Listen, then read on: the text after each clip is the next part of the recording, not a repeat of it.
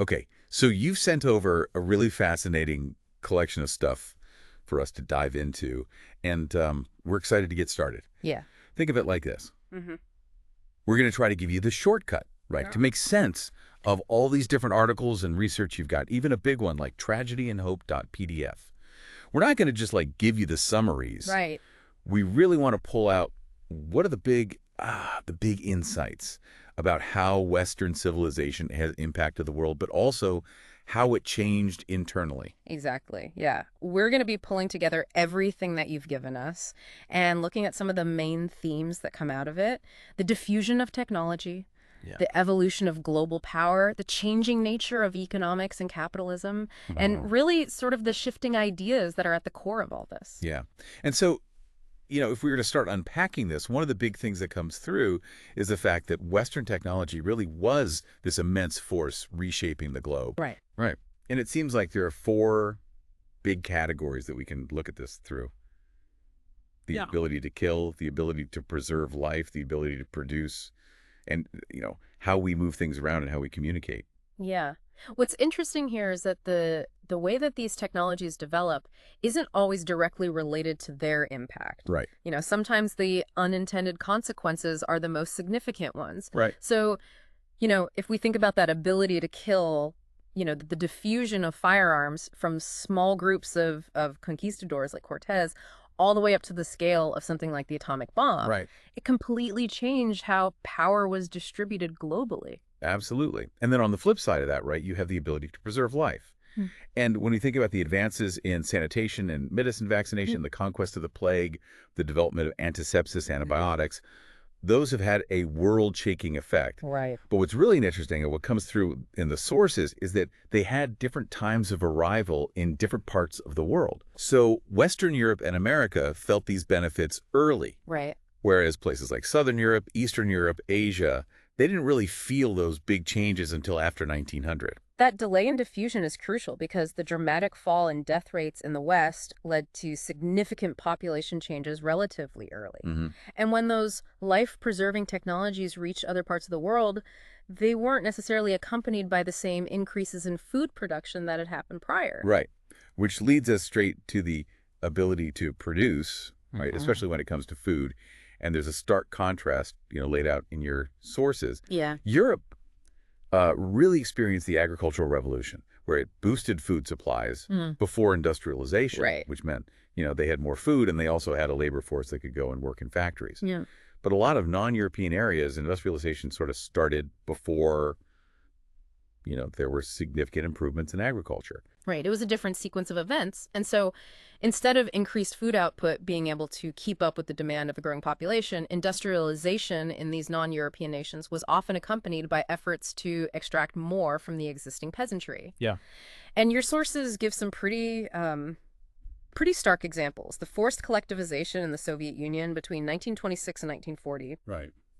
And similar disastrous attempts to sort of increase output in communist China in the 1950s. Yeah. It's a pretty grim picture of how progress can be so uneven. And that time gap, right, of the medical technology arriving before the ability to produce enough food actually led to a massive population surge in the non-European world during the 20th century. In fact, the sources call it, I'm going to quote here, the greatest social problem of the 20th century world. It's a pretty powerful statement. Yeah, it really is. And so, if we kind of zoom out a little bit, we can see how these technological shifts, even though they originated in the West, actually created really different realities for people in different parts of the world. Absolutely.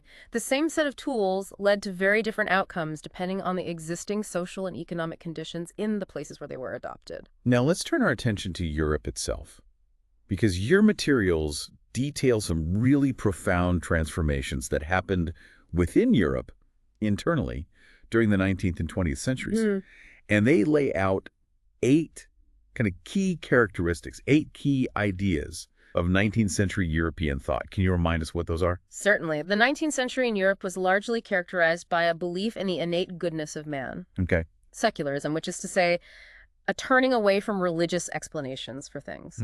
A strong belief in progress, liberalism, which emphasized individual rights, capitalism as an economic system, Right. a deep faith in science, the rise of democracy, Mm-hmm. and a powerful upsurge in nationalism. And what's so interesting is that these weren't generally seen as being in conflict with each other. No. You know, you had figures like Metternich or de Maistre who pushed back against this, but broadly speaking, you know, if you believe in progress, you probably also believed in liberalism and democracy and that sort of thing. Right, yeah. Jefferson and Mill are kind of given as thinkers who were largely on board with all eight. Yeah. And that perceived compatibility is really key to understanding, I think, the optimism of the 19th century. Right. But as your sources emphasize, the 20th century delivered a series of blows that really fundamentally altered those prevailing beliefs. Yeah. Shattering experiences is the term that they use, and for good reason.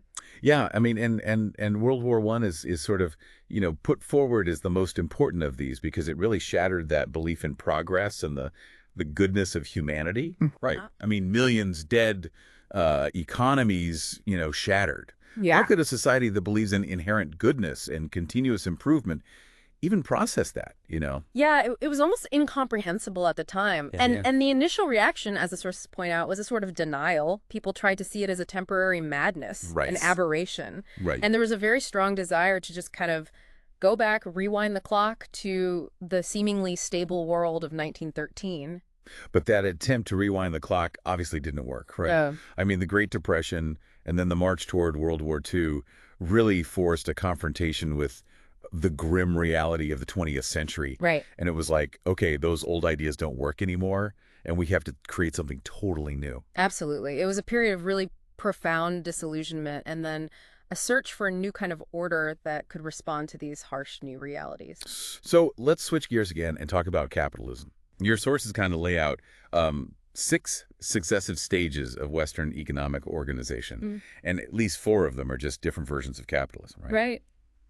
What I think is really insightful is this idea that each stage kind of contains the seeds of its own destruction Yeah. and actually creates the conditions for the next stage. Yeah, that's a key insight.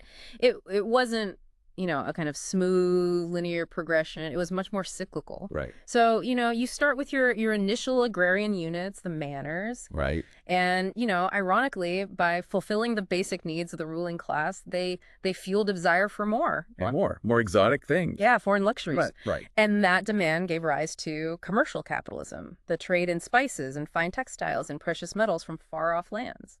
And then commercial capitalism, right, with its focus on mercantile profits and expanding markets, that then creates the need for even greater volume, right? Yeah. And that traditional methods can't meet. So then that leads to industrial capitalism.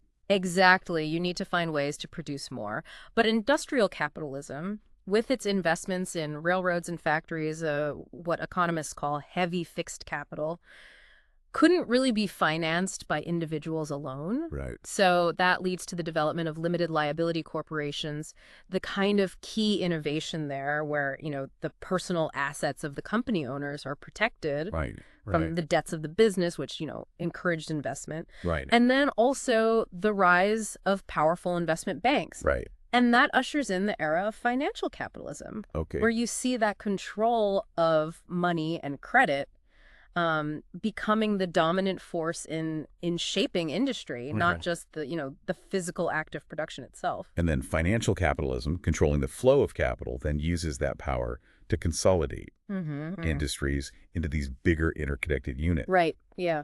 Which naturally reduces competition. Right. It's a really fascinating sort of chain reaction. It is. And what I thought was really fascinating here is are the characteristics that your sources lay out about these early financial capitalists, these international bankers. They name names, right? They do. Baring, Lazard, Rothschild, Morgan. Mm-hmm. And they point out these kind of unique traits that they all shared. Cosmopolitan, international in their outlook. They're deeply connected to governments, especially when it comes to lending to what seems like really risky ventures in places like Egypt or China. Yeah. Right? They're not really focused on tangible goods or real estate. No. They're focused on bonds and maintaining liquidity. Right. They're real big believers in deflation and the gold standard. Mm-hmm. And they really like secrecy and influencing politics behind the scenes. Yeah. They were quite distinct from your regular savings or commercial banks that dealt with, everyday transactions. Right. They're not they're not the local bank on Main Street. No, no. Right. Exactly. Yeah.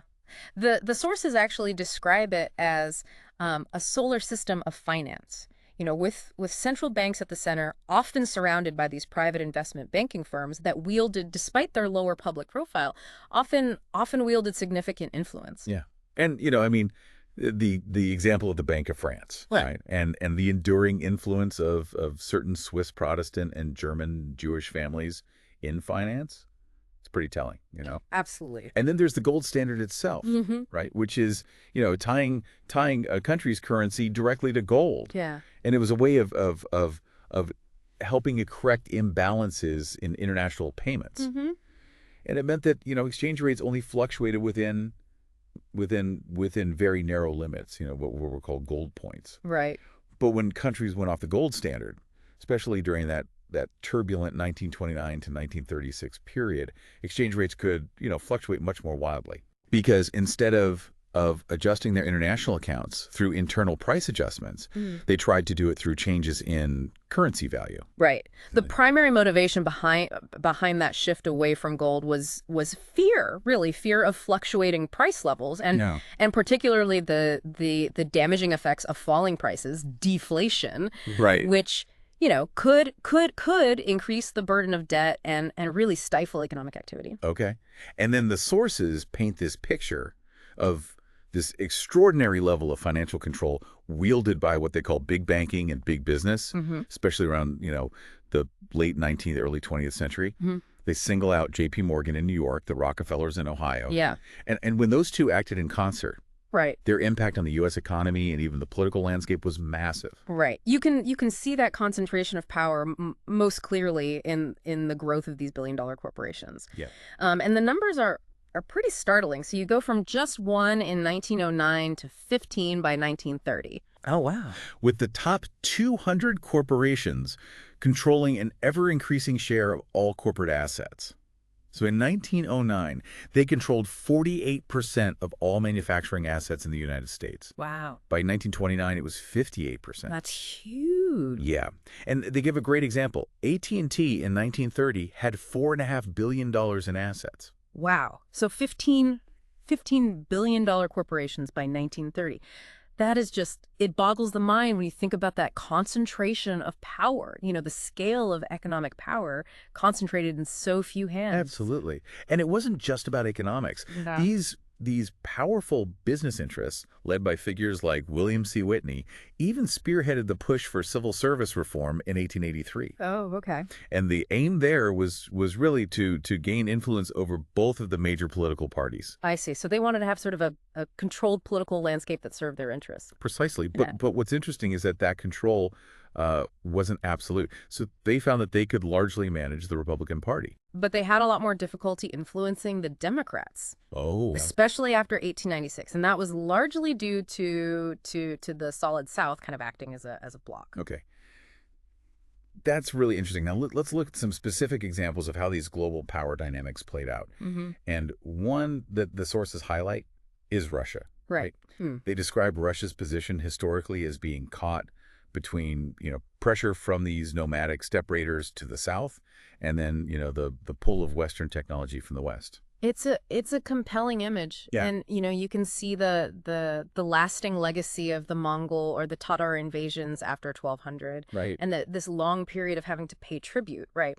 Which really established this pattern of external exploitation. Right. And then the rise of Moscow as the chief collector of that tribute, even after the Mongols were finally expelled in 1380. Right. It really, highlights how these deep historical experiences shaped subsequent developments.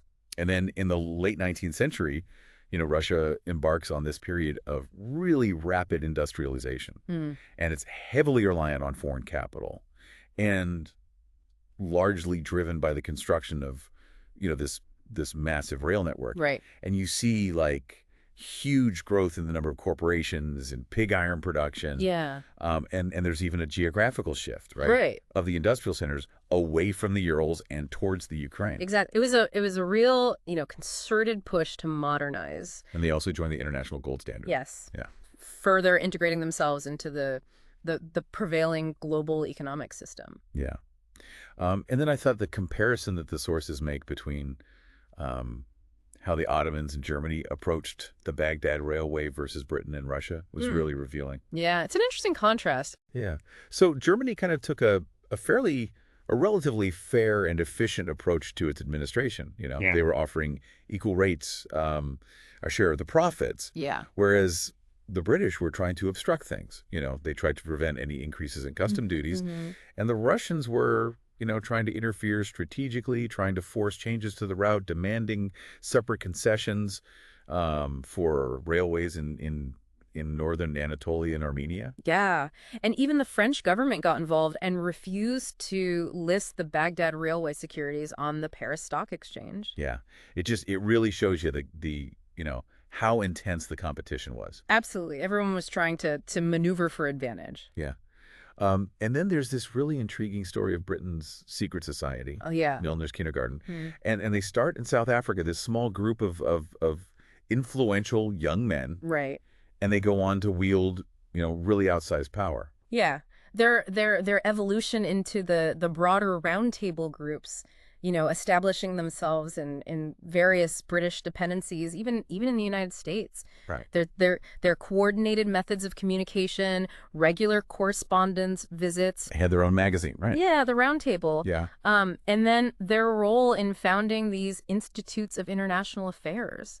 Chatham House in the UK, the Council on Foreign Relations in the US, the Institutes of Pacific Relations. It's fascinating. I mean, they were deliberately trying to shape global policy. Absolutely. And they had some significant financial backing as well. So figures like Sir Abe Bailey and the Astor family, helped to support their activities. And then the case of Cecil Rhodes in South Africa, it's like this, almost like a political thriller. Yeah, it really is. You've got Rhodes with this grand vision, right, of a railway all the way north across Africa. Yeah, the Cape to Cairo Railway. Yeah. Britain's kind of hesitant about Uganda at first. Right. Then there's these really complex negotiations involving Lord Rosebery and this secret group. Yeah. And then you've got this intense propaganda campaign that was orchestrated regarding the treatment of the Uitlanders, the British expatriates in the Transvaal, right? Yeah. With key figures like Flora Shaw and W.T. Stead playing a really significant role in shaping public opinion. Right. And then Milner's, increasingly provocative actions, Right. which all contribute to these escalating tensions. And then Jan Smuts. Right. Yeah, who's initially a supporter of Rhodes, but then becomes the state secretary of the Transvaal and pushes for this ultimatum. Yeah. That ultimately triggers the Boer War. Right. It's a really complex, multi-layered story. Yeah, absolutely. And what about Britain's policy overall towards native populations in its colonies? Yeah, it's an interesting question. It seems that the Milner group, particularly after Germany's defeat in World War I, advocated for imposing these international obligations for the fair treatment of natives. Okay. But if you look at the situation in Kenya, for example, you see policies that favored white settlement in the highlands, Right. the creation of native reserves, Right. these real contentious issues surrounding land ownership. Yeah. It presents a pretty stark contrast to the situation in South Africa. Right. And I think the specific racial demographics in Kenya, with this very large African population and a relatively small but politically powerful white settler community, created a really unique set of challenges. Yeah. Now, switching gears again, your sources also look at ideological conflict during this period. Mm-hmm. And the example of Gandhi and his philosophy of nonviolent resistance is really striking. Yeah. He's using methods like fasting and civil disobedience as these moral weapons, Right. Yeah, kind of moral jujitsu. And he's really successful in mobilizing, the vast Indian population. Yeah. But your sources point out that there's a limitation, right, Activist. to his approach. Yeah. It really depends on your opponent possessing some degree of moral conscience. Right, exactly. Yeah, it depends on your opponent sharing certain basic assumptions about how one should act in the world. And, Right. And the stark example given in your sources is Hitler and the Holocaust. Right. Tragically illustrating that Nonviolent resistance doesn't work so well when you're dealing with actors who completely disregard any kind of moral considerations. Absolutely. And then, the traditional social structure in China is examined as well. Yeah. With this classic, three-tier system. Yeah. Landlords, scholar bureaucrats, peasants. Mm-hmm. And despite the potential for exploitation, right? Yeah. Inherent in that kind of system, there were a number of factors that sort of mitigated the worst excesses. Yeah. So inefficiency in governance, deeply ingrained traditions, Yeah. a degree of interdependence between the classes, and even some limited opportunities for upward mobility. Yeah. And the prevalence of handicraft production in rural areas provided a really crucial supplementary source of income for many peasants. Oh, okay. Which helped to maintain a degree of economic stability. I see. But there was always this underlying risk of peasant rebellion if their basic subsistence was threatened. Right. And crucially, the inability of the Chinese to effectively obtain modern weaponry because of, widespread poverty Right. meant that real power often resided with the regional armies. Right. And ultimately that contributes to the overthrow of the imperial regime in 1911 and the subsequent era of what they call warlordism. Right. Which lasts from roughly 1920 to 1941. Now contrast that with the Meiji Restoration in Japan, right? Right. A very different path to modernization. Where decisions, both political and economic, are very highly centralized in the hands of a small, very powerful oligarchy known as the Genro. And, Robert Reischauer's quote in the sources, I think, really nails it when he emphasizes their immense power operating from behind the imperial throne. Yeah. They're essentially running the show. Yeah. And despite some internal rivalries, between civilian and military factions, between the army and the navy, Right.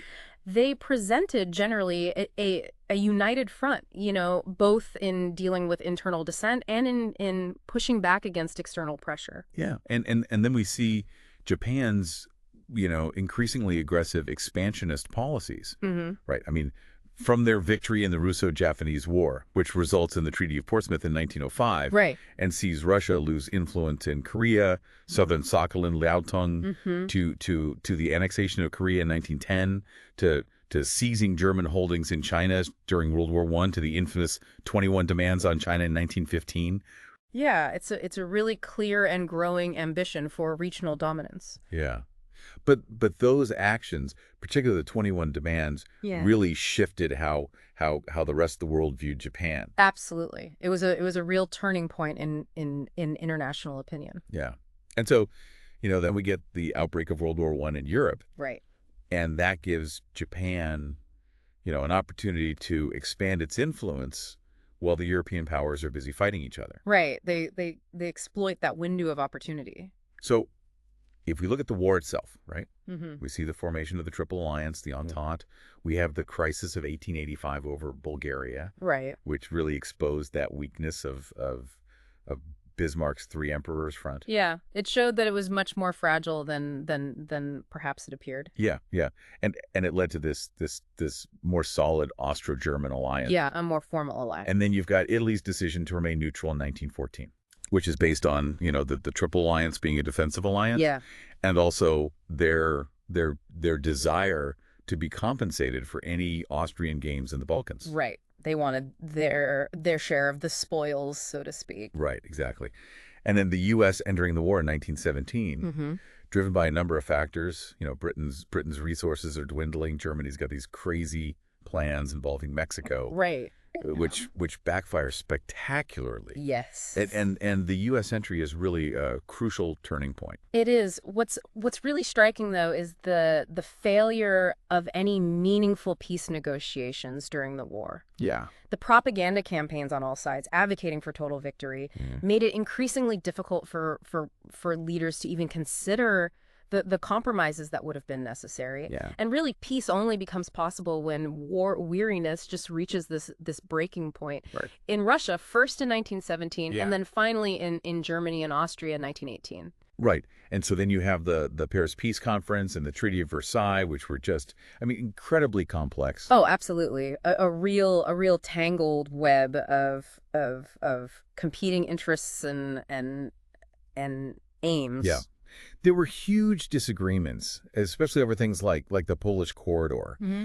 And one of the interesting things is that the recommendations that were put forward by the expert committees were often much harsher on Germany than the final political decisions. Yeah.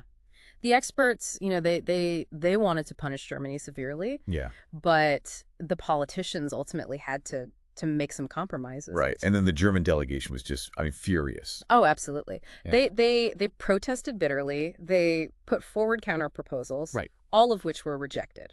Yeah. And then the treaties dealing with the remnants of the Ottoman Empire were also just, they were a mess. Yeah, there was a real lack of unity among the Entente powers. Right. And then the rise of Mustafa Kemal's nationalist movement in Turkey. Right. It all ultimately leads to the Treaty of Lausanne in 1923, which replaces those earlier, more punitive treaties. Right. And then, on top of all this, you've got these very different aims of Britain and France in the post-war world. Yeah. So Britain's focus is on economic stability and preventing any one power from dominating the continent. Right. And their strategy is often to support the second strongest power, which, in hindsight, they maybe misjudged things a little bit there. Right? Yeah. With Germany. Whereas France is primarily concerned with security. Right. With keeping Germany weak. Yeah, their experience of being invaded twice within a generation really shaped their outlook. Absolutely. And then you have Germany being admitted to the League of Nations. Right. We have the Locarno Pacts in 1926. Yeah. Which, there's this brief moment where it looks like, okay, maybe we're going to have some stability and cooperation. Right. A fragile peace. Yeah. But then the Soviet Union is initially excluded from all this. Right. And then they sign a treaty with Germany at Rapallo in 1922, which really causes alarm in Western Europe. Yeah. And then there's these efforts at general disarmament, right? Yeah. Between 1919 and 1935, there are various efforts, but they ultimately all fail. They fail. Yeah.